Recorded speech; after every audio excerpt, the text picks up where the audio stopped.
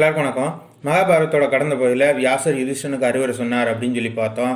அவர் விதவிதமான பாவங்களை பற்றி சொல்கிறார். அந்த பாவங்களுக்கு என்ன பரிகாரம், அதுலேருந்து விடுதலை அடைகிறதுக்கு என்ன வழி அப்படிங்கிறத சொன்னார்னு பார்த்தோம். அவர் முக்கியமாக முதல்ல பிரம்மகத்தி தோஷத்தை பற்றி சொன்னார். அதுலேருந்து விடுதலை அடைகிற வழியை பற்றியும் சொன்னார். அதுக்கு அடுத்து மற்ற வகையினர்களுக்கு உள்ள பாவங்கள் என்னென்ன, அதில் விடுதலை ஆகிறதுக்கு பரிகாரம் என்ன இருக்குது அப்படிங்கிறத பற்றி சொன்னார்னு பார்த்தோம். இப்படி இவர் இதெல்லாம் சொல்லி முடித்தா பிறகும் யுதிஷ்டன் அதுக்கடுத்து கடைசியில் கேள்வி கேட்குறான்.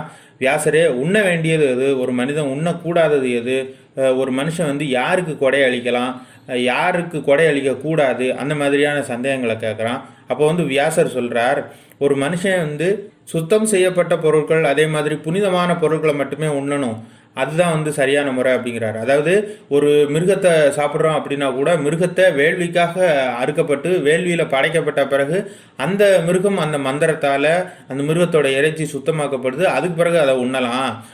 அப்படி இல்லாமல் சாதாரண நேரத்தில் அந்த பொருளை உண்ணக்கூடாது அப்படின்னு சொல்கிறார்.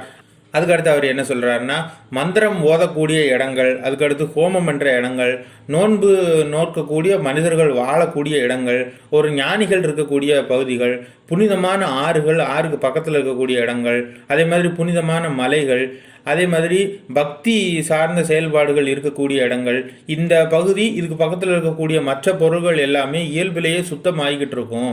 அந்த மாதிரி சுத்தப்படுத்தப்பட்ட பொருட்கள், அந்த மாதிரியான இடங்கள்லேருந்து கிடைக்கக்கூடிய பொருட்களை ஒரு மனுஷன் சாப்பிடணும். அதே மாதிரி தங்கம், ரத்தனக்கல், இந்த மாதிரியான பொருட்களுக்கு நல்ல சக்தியை இழுக்கக்கூடிய சக்தி இருக்கும். அதனால் அதை நம்ம அணியலாம், அதை நம்ம ரெகுலராக பயன்படுத்தலாம். அதுக்கு அடுத்து என்னதான் ஒரு மனுஷன் பெரிய ஞானியாக இருந்தாலும் அகங்காரம் ஞானத்தை எல்லாத்தையும் அழிக்கக்கூடிய தன்மை கொண்டது.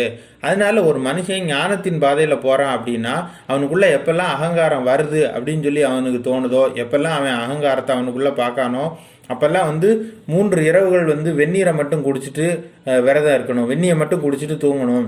இப்படியா தொடர்ந்து அவன் செஞ்சுக்கிட்டே இருக்கணும். அவனுக்குள்ளே அகங்காரம் எப்பெல்லாம் வருதோ அப்போல்லாம் இதை செய்யணும். அதே மாதிரி ஒரு மனுஷன் அவனுக்கு கொடுக்கப்படாத எந்த ஒரு பொருளையும் விரும்பக்கூடாது. ஒருத்தருக்கு அந்த பொருளை உனக்கு கொடுக்கறதுக்கு விருப்பம் இல்லை, அவர் வீட்டில் தான் அது இருக்குது, அதை மறைச்சே வைக்கிறாரு, உனக்கு கொடுக்கணும் அப்படின்னு அவருக்கு தோணலை. அப்படிப்பட்ட ஒரு பொருளை நீ விரும்பக்கூடாது. அதுக்கு அடுத்ததாக ஒரு மனுஷன் ஒரு பெரிய கொடையாளனாக இருக்கிறது, கொடை அளிக்கிறது. அதுக்கடுத்து ஒரு மனுஷன் நிறையா கல்வி கற்கிறது, நிறையா வேள்விகள் செய்கிறது, தவம் செய்கிறது, அகிம்சை வழியிலே ஒரு மனுஷன் நடக்கிறது, உண்மையே பேசுறது, கோபத்தை தவிர்த்து வாழ்கிறது. இந்த மாதிரியான செயல்கள் எல்லாம் நல்ல செயல்கள். எப்போவுமே நம்மளுடைய ஆன்மீக சக்தியை நம்மளை நல்லா சுத்தமாக வச்சுருக்கக்கூடிய ஒரு நல்ல செயல்கள் அப்படின்னு சொல்லப்படுது. ஆனால் என்ன இருந்தாலும் செயல் எப்போவுமே உலகம் சார்ந்ததாக தான் இருக்கும். ஒரு பக்கம் வேள்வி செய்கிறது நல்ல கர்மா அப்படின்னு சொன்னோம் அப்படின்னா, பாவம் பண்ணுறது கெட்ட கர்மா, பொய் பேசுறது கெட்ட கர்மா, உண்மை பேசுறது ஒரு நல்ல கர்மா. ஆனால் இது எல்லாமே நீ உண்மை பேசினா உனக்கு புண்ணியத்தை கொண்டு வந்து சேர்க்கும், நீ பொய் பேசினா பாவத்தை கொண்டு வந்து சேர்க்கும். இதெல்லாம் உலகம் சார்ந்தது தான். அதனால் உனக்கு புண்ணியமோ பாவமோ உன்னுடைய கர்மா சேர்ந்துக்கிட்டே தான் இருக்கும். ஆனால் இதே நேரம் இதுக்கு மாற்றா 3வது வழி அப்படின்றது தியானம்.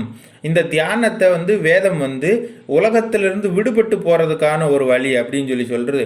நீ பாவம் புண்ணியம் இதெல்லாம் சேர்க்கறதுனால செயல் புரிகிற, செயல் சார்ந்த உலகத்துக்குள்ளே அது கொண்டு வருது அப்படின்னா செயலின்மை சார்ந்த உலகத்துக்குள்ளே கொண்டு போகிறதுக்கு தியானம் உதவும்.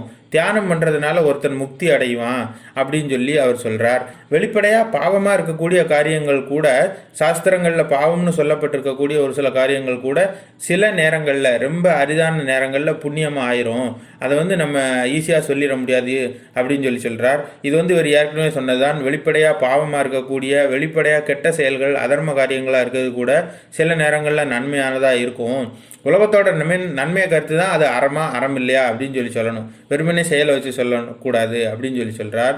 அதுக்கடுத்து உயிர் காக்கும் பொருட்டு ஒரு நன்மையான விளைவுகளை கெட்ட செயல்கள் செய்யுது அப்படின்னா, நன்மையான விளைவுகளை கெட்ட செயல்கள் செய்யுது அப்படின்னா அது அறம் தான் அப்படின்னு சொல்கிறார்.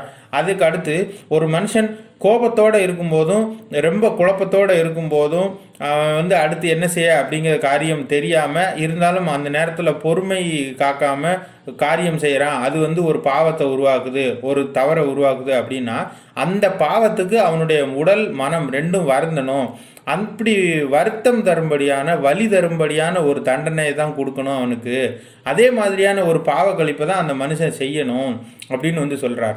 மனசால் நீ பாவம் இழைக்கிற அப்படின்னா மனம் வந்து அதுக்கு கஷ்டப்படணும். அந்த மாதிரியான ஒரு தண்டனை தான் கிடைக்கணும். ஒருத்தங்கிட்ட வந்து கோடி கோடியாக சொத்து இருக்குது, வெறுமனே சாஸ்திரத்தில் சொல்லியிருக்கு அப்படிங்கிறதுக்காக அவன் வந்து ஒரு தப்பு செய்கிறான் அப்படின்னா அவனுக்கு ஒரு 100 ரூபா ஃபைன் போட்டால் அது வந்து அவனுக்கு மனசால் எந்த ஒரு சங்கடத்தையோ வந்து உருவாக்காது. அப்படியா வந்திருக்கக்கூடாது. மனசங்கடம் வரும்படியான வலி தரும்படியான ஒரு பாவக்கழிப்பு தான் ஒரு ஒரு மனுஷனுக்கும் இருக்கணும் அப்படின்னு சொல்லி அவர் வந்து அறிவுரை சொல்கிறார். அவர் சொல்கிறத வச்சு பார்த்தா ஒரு ஒரு மனுஷனுக்கும் வந்து தண்டனை வந்து வேறு வேறு அளவில் இருக்கும். டிராஃபிக் ரூல்ஸை மாறி போயிட்டோம் அப்படின்னா 100 ரூபா ஃபைன் அப்படிங்கிறது எல்லாருக்கும் காமன். அந்த அவதாரம் வந்து அவர் சொல்கிற கணக்கில் வந்து வேறு வேறு அளவாக இருக்கணும். ஒருத்தனுக்கு 100 ரூபா, ஒருத்தனுக்கு 1000 ரூபா, ஒருத்தனுக்கு 1,00,000 ரூபா அப்படிங்கிற மாதிரியான ஒரு கணக்கை வந்து அவர் சொல்கிறார். வெளிப்படையான பாவம் செய்யப்படும் போது, கோபத்தால் அகங்காரத்தால் பாவம் செய்யப்படும் போது அந்த மனிதனோட மனதுக்கும் உடலுக்கும் வலி தரும்படியான ஒரு பாவக்கழிப்பு தான் வந்து பரிந்துரைக்கப்படணும். அப்படி தான் வந்து இருக்கணும் அப்படின்னு சொல்லி சொல்கிறார்.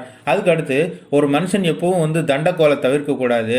ஏதோ ஒரு காரியத்துக்கு ஒரு கேஸை வந்து ஒருத்தன் விசாரிக்க போகிறான். அப்படி விசாரிக்கும் போது இந்த கேஸை நான் விசாரிக்கலை, என்னுடைய உறவினர்கள் இதில் சம்மந்தப்பட்டிருக்காங்க, இல்லை அதை வந்து தவிர்த்துட்டு போகிறான் அப்படின்னா அவன் அதிலிருந்து அந்த பாவத்திலேருந்து விடுபடுறதுக்கு எது தள்ளி போடுறதுக்கு ஒரு இரவு அளவுக்கு அவன் வந்து உண்ணா நோன்பு இருக்கணும்.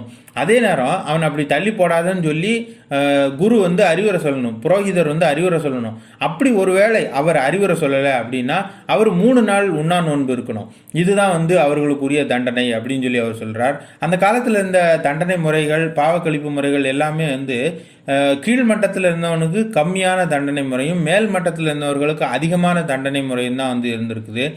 சூத்திரனுக்கு குறைவான தண்டனை, வைசியனுக்கு இன்னும் கொஞ்சம் கூடுதல் தண்டனை, தண்டக்கோலை தவிர்க்கக்கூடிய மன்னனுக்கு ஒரு இரவு நோன்பு இருக்கணும், அந்த மாதிரியான ஒரு பாவக்கழிப்பு. அதே நேரம் அதுக்கு அறிவுரை சொல்லாத புரோகிதருக்கு 3 இரவு உண்ணா நோன்பு இருக்கணுங்கிற மாதிரியான ஒரு பாவக்கழிப்பு. இந்த மாதிரியா வியாசர் வந்து அறிவுரை சொல்லிக்கிட்டே இருக்கார். தொடர்ந்து என்ன சொல்கிறார் அப்படிங்கிறத அடுத்த பதிவில் பார்க்கலாம். இந்த வீடியோ உங்களுக்கு பிடிச்சிருந்தா லைக் பண்ணுங்கள், ஷேர் பண்ணுங்கள், கமெண்ட் பண்ணுங்கள். இதே மாதிரியான வீடியோக்கள், இதே மாதிரியான ஆன்மீக தகவல்கள் உங்களுக்கு வேணும்னு நினச்சிங்கன்னா கண்டிப்பாக நம்ம சேனலுக்கு சப்ஸ்கிரைப் பண்ணுங்கள். மறக்காமல் பெல் பட்டனையும் ப்ரெஸ் பண்ணுங்கள். நன்றி.